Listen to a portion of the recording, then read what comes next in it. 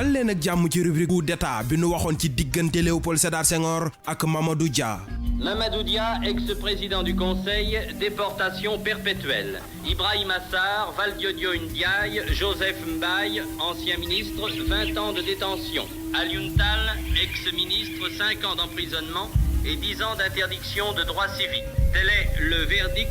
rendu cet après-midi par la Haute Cour de justice. lii di dogal bi yoon jël gàll ko ci kaw Mamadou Dia ak ñu nu wax ne ñoom la àndaloon bëggoon a coup d'état Léopold Sédar Senghor moonte de ay xarit tigi lañu woon waaye ca mujjantal ga tuuma yi moo leen tàqalee Mamadou Dia dafa weddi ne mësul waajal ab coup d'état jëmale ko ci Senghor waaye tontu boobee yayul benn yoon àttekat ya nekkoon ca haute cour de justice ca noonu la daan daal di wàcc moom mi nekkoon président du conseil nekkoon it ministre bi yore wàllum défense ci lañ ko jiiñe ne dafa bëggoon a def ab coup d'état te it nekkul ne Mamadou Dia rekk lañ ca tuddoon ndax amoon na ñeenti ministre muy Ibrahima Sarr Joseph Mbaye Valdiodio Ndiaye ak Alioune Tall procès bi daal di def juróomi fan ñu tëj leen ràpp ca biir kaso ba nekk ca Kédougou lii lépp nag politique rekk moo ko waraloon loolu di wane ne langu politique manees na caa génne xarit firnde li moo di diggante Mamadou Dia ak Léopold Sédar Senghor li ko waraloon nag moo di ne Sénégal ci ab régime parlementaire la nekkoon maanaam Mamadou Dia moo yore woon politique gu biir réew mi Léopold Sédar Senghor yore politique gu biti réew waaye ñoom ñaar seen gis-gis dafa xawoon a wuute Mamadou Dia dafa bëggoon ñu bañ a bay rekk gerte soppi ni réew mi di doxee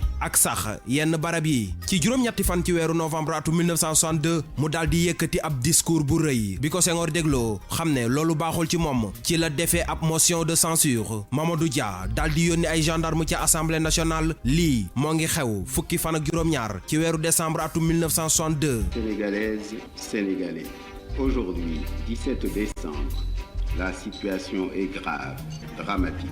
Sur ordre du président du Conseil, le palais de l'Assemblée nationale a été cerné par une compagnie de gendarmerie. Les représentants de la nation ont été expulsés de leur lieu habituel de réunion et plusieurs d'entre eux ont été arrêtés. Il s'agit véritablement d'une violation délibérée de la Constitution de la République. ci noonu lan ko tegee loxo daal di koy àtte waaye la ca doy waar moo di ne amul benn tuuma bu procureur teg ci kawam moom procureur boobee sax Ousmane Camara la tudd ci ab téere bu mu fésal atum 2010 ci la xamle ni Mamadou Dia tëj nañ ko laataa ñu koy àtte yamul foofu ndax nag nee na exécution sommaire bu nu programmé la woon ci atum 1974 ci la leen Léopold Sédar Senghor di sooga bàyyi ñaari at gannaaw ba ci la leen amnistie Mamadou Dia daal di dellu si waat ci langue politique yi waaye amu ca ndam ndax crise 1962 bi nga xam ne jural na réewum Sénégal ay njeexintal taarixu démb fii lañ ci yam ak yéen ba beneen yoon ci beneen kàngam.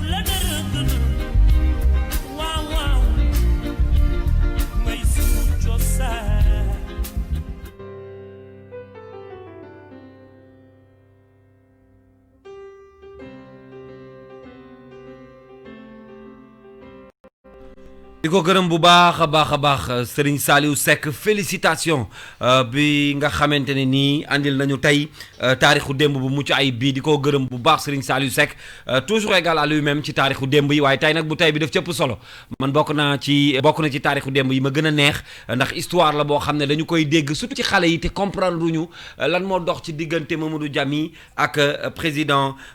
Léopold Sédar Senghor di histoire bu am solo revenir na ci année yi histoire yi ba ci discours bi nga xam ne en 1962 la ñu yëkkati moom président Léopold Sédar Senghor yëkkati ba ci gendarme yi nga xam ne sax Mamadou Dia moom la yónnee woon fële ci assemblée nationale bu Sénégal mu nekk histoire boo xam ne baax na ci taarix ñu koy fàttaliku de temps en temps Pape Madiakhaté. effectivement ci wàllum politique daanaka mën nañu ne événement bu am solo la muy événement yu 1962 yi ni ko sëñ Saliou waxee jaratul delluwaat ndaxte. leer na muy benn mbir moo xam ne dafa xewoon ci politique mu amoon ci loo xam ne xëy na tey jii mën nañu wax ne ba léegi rek day firndeel li nga xam ne moom la ñu gis ci langue politique yi mooy ay nit mën nañu ànd ci wàllum politique xëy tàggalikoo ci loo xam ne xëy na benn mbir lay doon lu sew lay doon ba léegi nii ñu ngi koy gis ñoo xam ne dañuy ànd ci wàllum politique ba nga yaakaar ne duñu mës a tàggalikoo ñu xëy tàggalikoo ci gis-gis yu waroo muy li nga xam ne moo doxoon diggante président Senghor ak Mamadou Dia mi nga xam ne avant tout ay xarit lañ woon déjà ñoom ñaar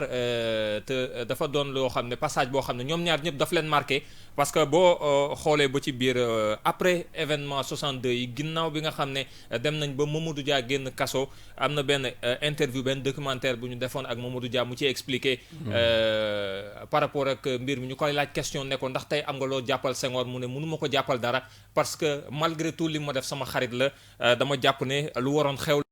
xew na et puis on passe à autre chose président le feu président Senghor également waxoon na ko ginnaaw mbir mi laaj nañ ko mu ne bu fekkee am na lu ko gën a metti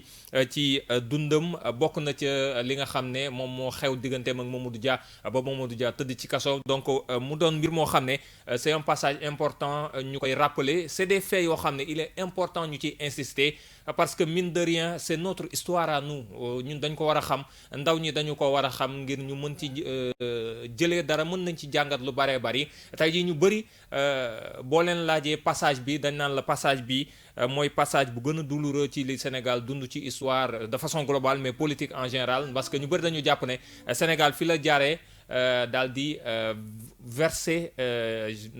définitivement ci jafe-jafe yi nga xam ne mu ngi koy jànkuwanteel ndax jàppoon nañ ne période boobu ci la Sénégal nag waroon mën a jug am taxawaay bu dëgër ci wàllum politique jaarale ko ci gis-gis bi nga xam ne Mamadou Dia amoon na ko ne waruñu yam ci taxawaay bi nga xam ne jokkaloon nañ ko ak France mais il fallait nous ouvrir à autre chose que jokkoo bi ñu doon jokkoo ak France. C'est important. Il voyageait beaucoup dans les pays d'Europe de l'Est notamment vers la Russie également te loolu jamono jooju àndul woon ak gis-gisu président Senghor mi nga xam ne il était fondamentalement lié à la France dafa jàppoon dafa teniroon ci ànd beeg Sénégal ak France donc gis-gis boobu moo leen wutale tey ñu bëri dañuy regretter pourquoi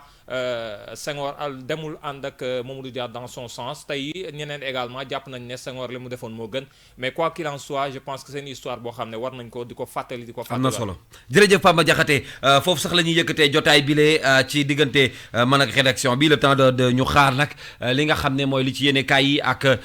Serigne Saliou Seck il est 10h42 une page de pub dans quelques instants Mamadou Fall jërëjëf ñu ngi lay gërëm bu baax. ci ànd bi nga àndoon ak ñun xëy na commentaire ci taarixu démb bi. waaw Kal di la nuyu di déggal di la gërëm vraiment c'est toujours un plaisir toog fii jàkkaarloog yow xam nga Mamadou Dia Senghor guerre idéologique la